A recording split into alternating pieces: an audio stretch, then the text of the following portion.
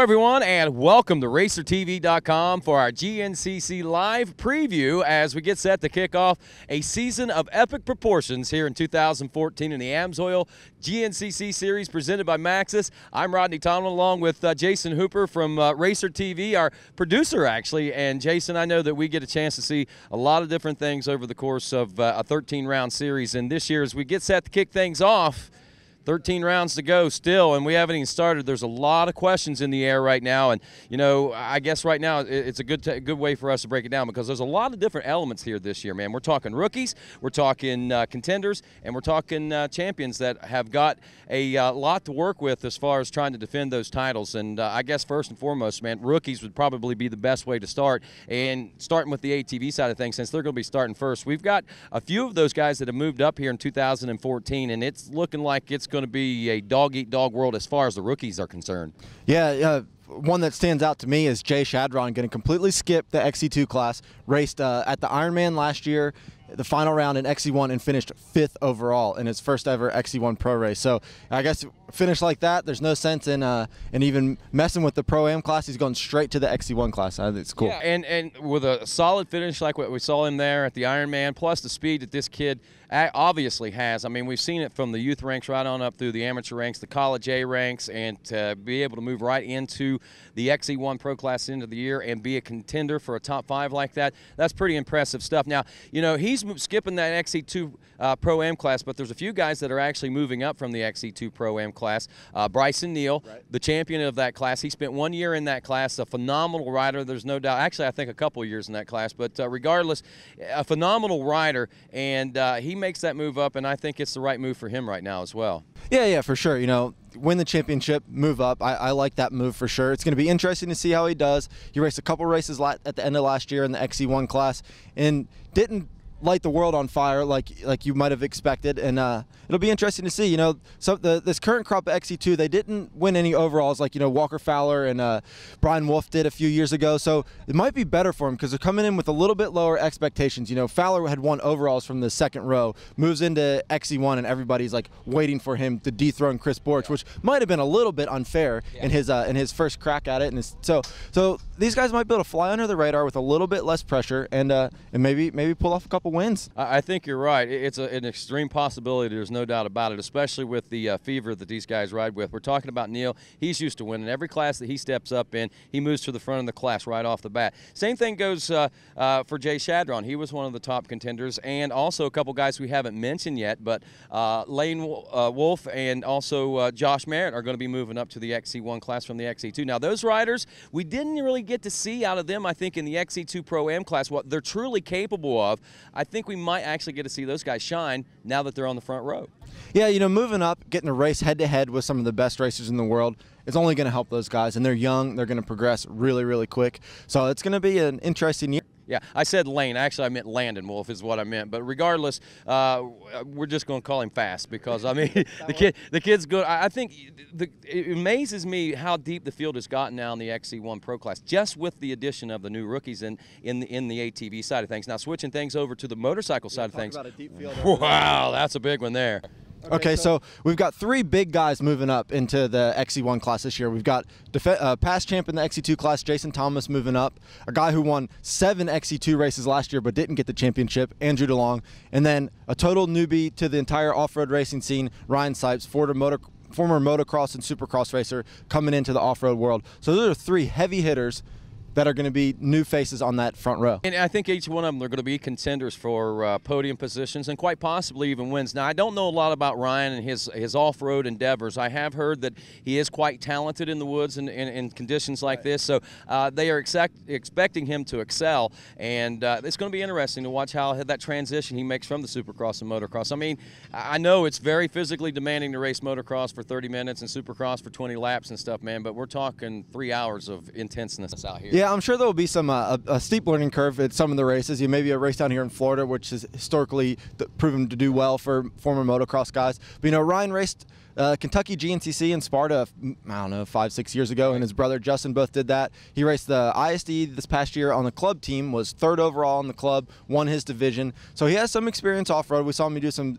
Sorks races, I think, earlier this year, racing with guys like Jason Thomas. So he's going to be a contender. He's going to be a threat. I'm sure I wouldn't pick him as a title favorite right at this point, but he brings a big name to the sport. You know, this is a guy in 2010, he was 8th overall in the outdoor 450 class. He's won 250 Supercross main events. I mean, it's a legit guy to throw in the mix. It is. And one thing to point out, a little over 2 decades ago in 1993, remember there was a motocross star that made his debut in GNCC racing, Mr. Fred Andrews, won there and ended up winning a championship. So who's to say that it isn't possible for Ryan either? It'd be exciting to see what happens. Yeah, it's going to be awesome. And then obviously Andrew DeLong. Yeah, awesome for him that he was able to stay, you know, the whole Husky shakeup over the offseason, that he was able to keep with the factory Husky team. So he's back. And he's moved up to XC1. And this kid, the thing about Andrew is he is all about the work. He is all about the grit, the fire, the determination. I mean, it burns deep and it burns bright in him. This guy lives for this, and he's another one of those riders that seems to excel. I think depending on who he's riding with is how well he rides. And if he can hook up with Charlie and he can hook up with Caleb and Josh and those guys, man, there's no telling what he's going to be capable of here. Exactly. And then Jason Thomas. Oh, yeah. You know, so what can you say about Jason? You know, he's had some really great finishes over the past few years overall from the XC2 class. He's finally moving up. He's going to be riding a 450, going to be racing with those guys head to head. I'll tell you what's really great about Jason Thomas. Jason, a great rider. We've seen his accomplishments over the years. We've also seen that it's appeared to be a little bit of a struggle on and off the track for Jason the last few years. I think what's really going to be playing in Jason Thomas's favor this year is the fact that he is on that team with Shane Watts, the Dirt Wise team, for a 2nd straight year now. It's a solid program, and they have got a monumental confidence going on right there right now. I mean, you got those boys all working down there. Jason, obviously very confident in his riding abilities anyway, and I think he's got a point he wants to come out here and prove. And I think with former champion Shane Watts in his corner like that, I think he's probably a pretty big fire under Jason Thomas's butt. We might see something pretty exciting out of him this year. Yeah, for sure. I think those two guys are pretty similar guys, mindset, attitude. So I think they're a perfect team over there, and I think that's great for Jason to, you know, have some stability in his program for this year. So hopefully see some good things out of him.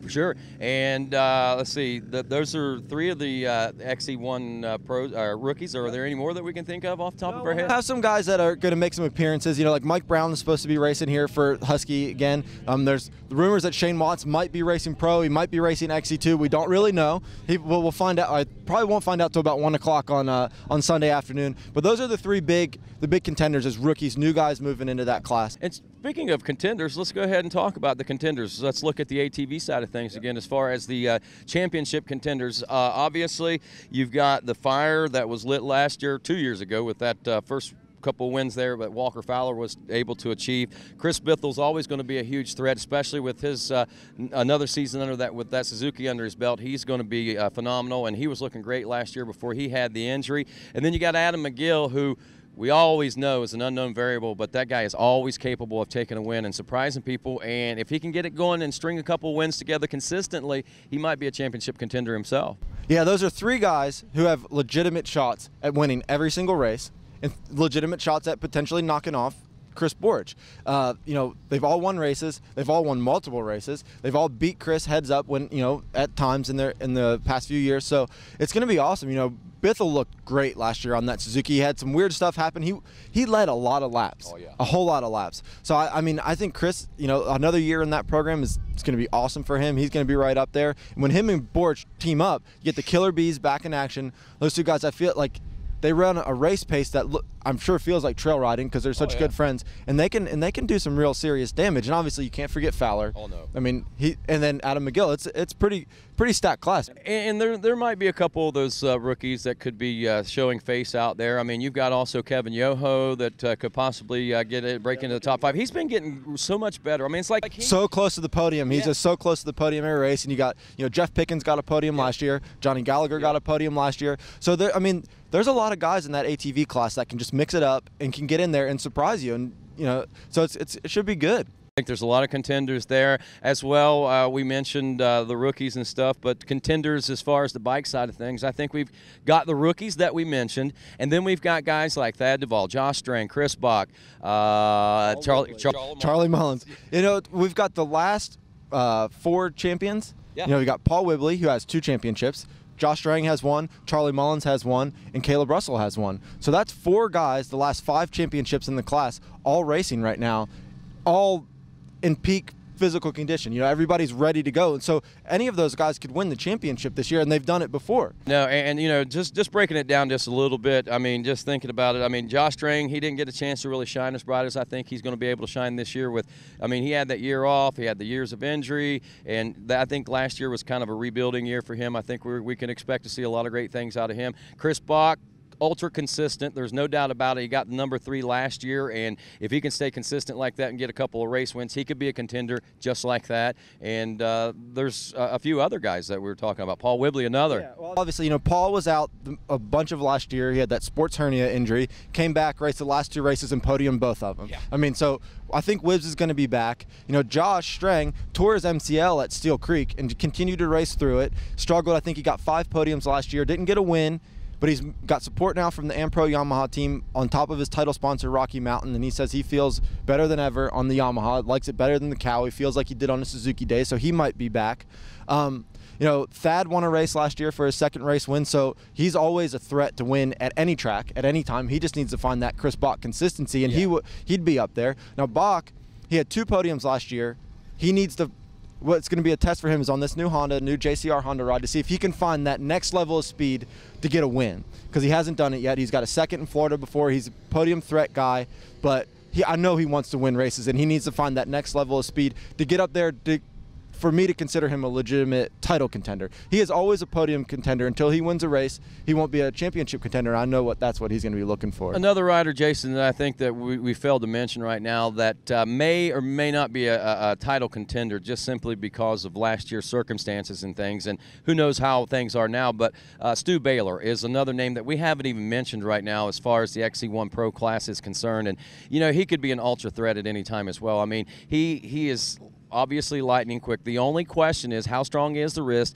How long can he ride at a pace that needs to be ridden in order to beat these guys on a consistent level? That's the big question. Yeah, you know, I did an interview with Stu a few weeks ago, and he said that the GNCCs are not going to be his main focus this year. He's going after trying to repeat that National Enduro Championship. But if 2 hours into the race and that wrist doesn't hurt, he is definitely a threat. You know, he almost won overalls from the XC2 row. So if he's up there, he's, you know, and he's feeling good, I think he's definitely a threat.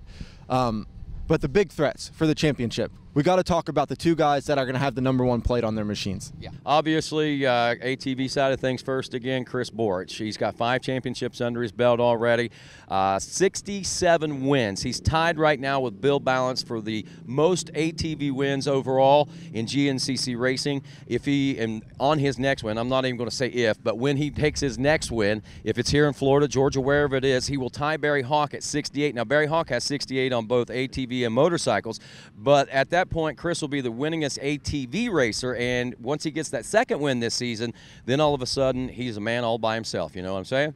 Yeah, I mean, Chris Borich is just amazing. You know, all those years that he played second fiddle to Bill Balance, but he was still winning races because he's 4 short of Bill's championships, but he's tied him for wins. So that just shows you how long he's been going at this and just dominating all the time. And Chris, you know, Chris has got the pressure coming in, like we said. And again, you know, as far as championship choices in the ATV class, you know, it's hard not to put your money on Chris Borich again this year. I'm not saying that he's not going to be threatened. And I'm not saying that he's not even going to be beat, but at this point in juncture in the season, as we head into it, Jason Hooper, as far as predictions go for me, I would have to say on the ATV side of things that Chris Borich is still going to be tough to beat. Yeah, you know, it's like every year we've been looking for that guy to try and knock Chris off, and he seems to step it up every year when he needs to and finds that little bit of extra speed and win. And I just don't see how I could say anybody else is going to beat him, because whenever he needs to, he wins, like on command. He can find that extra little bit of speed, and he pulls it out. So yeah, I'm right there with you, Rodney. I'd like to start a little controversy, but it's hard to bet against Chris. Now on the bike side, we got to talk about Caleb Russell. Man. Now Caleb, you mentioned there just a few moments ago, we've got 4 different champions in 5 years, and we were talking there a few moments ago, Jason, and we pointed out the fact that we haven't seen a back-to-back champion since David Knight, and I think that was what, 2008? That's right. So yeah, I mean, the last few years, everybody has had a pretty tough go of it, wearing that #1 plate. It's hung heavy on their back, been a big bullseye. They've run into all sorts of weird issues. You know, Strang broke his leg that year, that was probably the worst title defense that we've seen in a while. You know, ending the season with an injury. So it's hard to say that Caleb will be able to do it, but he did it in XC2, and you know, Caleb is such a nonchalant, low-key guy. He does not let the pressure get to him. He doesn't fold under pressure, and I don't even know if he cares. You know, like like the way I'm sure he does, but you know, the way he'll act about it is that it doesn't really bother him. He doesn't care, and he's going to go out there, and I mean, he's going to be a tough guy to beat. You saw it at the Ironman last year. It was heads up for the championship. He had lost the championship the year before that to Paul Whibley in the last race, and he found next gear that Charlie Mullins didn't have, and he just pulled away from him with the championship on the line and won big. You know, it's hard to say. I know that there's going to be a lot of folks gunning after him as far as contenders go, and as far as predictions for this class, for me, in the XC1 bikes class, it's hard to go against Caleb Russell, but it's also hard not to bet on Charlie Mullins at this point. Not taking anything away from any of the other riders. And I'm not saying that they don't have a championship hope at all, because each and every one of them do. But if last season is any indication, and if any pre-race body language and character is any indication, both Caleb and Charlie are on that same level, maybe even a click higher than they were a year ago. The advantage to Charlie right now, in my opinion, Jason, is the fact that he came so close and still came short. That's enough to fire somebody up, maybe get them in that mode that they're going to dig even deeper than what they even know is possible. Caleb, on the other hand, I'm not saying that I don't think he's going to be able to defend that championship, but I think as of recently, I think it's proven to me anyway, it's going to be tough for him to defend that championship. Not saying that he's overly confident, but at the same time, that championship does give you a little bit of confidence, and that might be the edge that Charlie Mullins might be looking for to win the championship back here in 2014, in my opinion. I think, I mean, Charlie's definitely a strong pick. I'm gonna buck the trend. I'm gonna say Caleb Russell is gonna be the first guy to go back-to-back since David Knight. It's about time somebody did it. Somebody needs to have a great title defense. I think Caleb's the guy to do it. He's got the speed. He's got the attitude. I think he's got the right equipment. Yep. I think that's my pick. Got to start a little controversy, try and get something going. I don't know if that's really a bold move, but let us know what you think. Hit us in the comments on this YouTube page, or tweet us, hashtag GNCC Live. Let us know if you agree with me, or if you agree with Rodney, or if we're both wrong on all accounts, and let us know what you think. But, you know, Rodney, I guess we should probably wrap this up tomorrow. 1 o'clock Eastern Standard Time. The season kicks off live on RacerTV.com. It's going to be awesome. I just got goosebumps, man. Our second season of Racer TV Live, or GNCC Live on RacerTV.com. Goosebumps for sure. I'm excited. I have sat around and stewed on it all winter long. I just can't wait to see what kind of shots that we get. I know that the group is out putting on some great remote camera locations right now, so we should have some really good shots out on the trail. And who knows what the conditions are going to be like. It's a little cold and chilly here on a Friday, and the wind is blowing. It's overcast and very cloudy, I guess you could say, but they're saying that sunshine is on the way. Let's hope and pray, but I think that the ground's already pretty wet. Yeah, it's going to be an interesting one. So from not-so-sunny Florida, I guess we're signing off. I'm Jason Hooper. I'm Rodney Tomblin. Come join us 1 o'clock Saturday for the ATV on GNCC Live at RacerTV.com for the Mud Mucker GNCC.